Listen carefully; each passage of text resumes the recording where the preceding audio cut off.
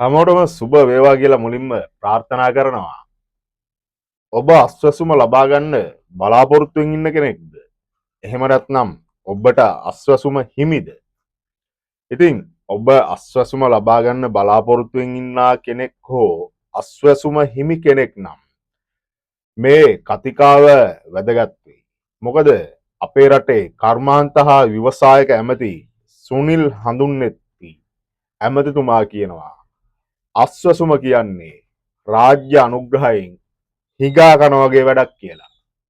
ඉතින් අපි දන්නවා සමෘද්ධිය අස්වැසුම වැනි නම් වලින් එක එක ආණ්ඩු වෙද්දී එක එක නම් වලින් මේ දිලිඳු පවුල් රැකගන්න යම්කිසි සමාජ ආරක්ෂණ දැලක් විදිහට යම් සහනාධාර වැඩපිළිවෙලක් අරගෙන ගිහිල්ලා තියෙනවා. ඉතින් ඉතිහාසයේ ඉඳන් ආණ්ඩු ආපුවම මේ දිලිඳු පවුල් රැකගන්න මේ සහනාධාර වැඩපිළිවෙල තිබිලා තියෙනවා. ඉතින් ජනතා විමුක්ති පෙරමුණේ ආණ්ඩුවක් එහෙම නැත්නම් MPP එකේ ආණ්ඩුවක් ආවා කියලා මේක එකපාර මග අරින්න බෑ. මේ රටේ හිඟන්නෝ ඔය ඇමතිතුමා කියන විදිහට හිඟන්නෝ නැති කරන්න යම්කිසි වැඩපිළිවෙලක් තියෙන්න ඕන.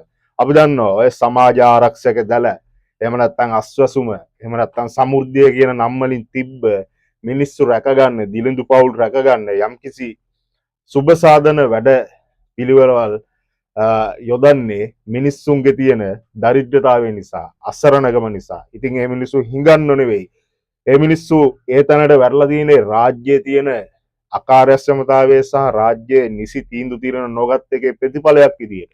ඉතින් මිනිස්සු දිලිඳු වෙන්නේ රාජ්‍යයේ තියෙන දුර්වලකම නිසා. ඉතින් අපේ රටේ ඔය අස්වැසුම ලැබෙන මිනිස්සු හිඟන්නෝ නෙවෙයි. ඒගොල්ලෝ රාජ්‍ය අනුග්‍රහයෙන් හිඟා කන මිනිස්සු නෙවෙයි. රාජ්‍ය දැනගන්න ඕනේ මේ මිනිස්සුන්ට රැකියාව ලබා දෙන්න. මේ මිනිස්සුන්ගේ ආර්ථිකය යහපත් කරන්න. මේ මිනිස්සු යම්කිසි සහනාධාර වැඩපිළිවෙල් මත යැපෙන જાතියක් නොකර ඉන්න. ඉතින් ඒවට අවශ්‍ය වැඩපිළිවෙළවල් හදන්නේ නැතුව එකපාර ආණ්ඩුවක් කරන් අවුරුද්දක් ගියාට පස්සේ සුබ සාධන කප්පාදු කරන වැඩපිළිවෙල් වලට යද්දී හඳුන්නෙත්තිලා කියනවා නම් මේ අස්වැසුම වගේ දේවල් ලබන්නේ හිඟන්නෝ කියලා.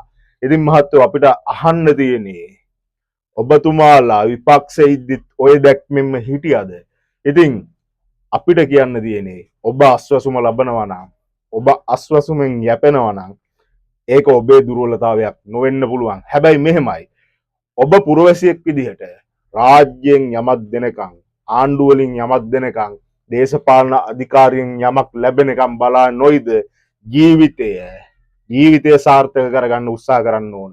අපේ රටේ බහුතරයක් ඔය අස්වැසුම ගන්න මිනිස්සු ඇත්තටම කිව්වොත් අස්වැසුම ලැබෙනකම් බලාලා ඉන්නවා. සමහර මිනිස්සු අස්වැසුම අරන් ගිහලා අඩියක් පුඩියක් ගහනවා.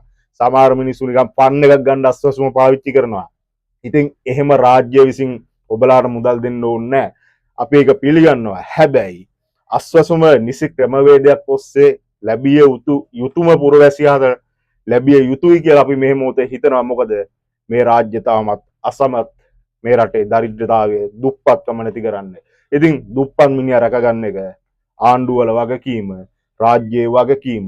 ඉතින් මේ මිනිස්සු හිඟන්නෝ නෙවෙයි. මේ මිනිස්සු නගා හිටවන්න වැඩ පිළිවෙලවල් ගෙනල්ලා මේ මිනිස්සු ශක්තිමත් කරන්න නැතුව මේ මිනිස්සුන්ට හිඟන්නෝ කියනවා නම් හඳුන්නෙත්ති ඇමතිතුමා ඔබතුමාලා කවුද කියන එක අපිට අහන්න දිරනවා. මොකද ඔබතුමාලා 103 හිද්දි හිටපු ප්‍රතිපත්ති සහ ජීවත් වෙච්ච විදිහ අමතක නොකර දේශපාලනය කරන්න.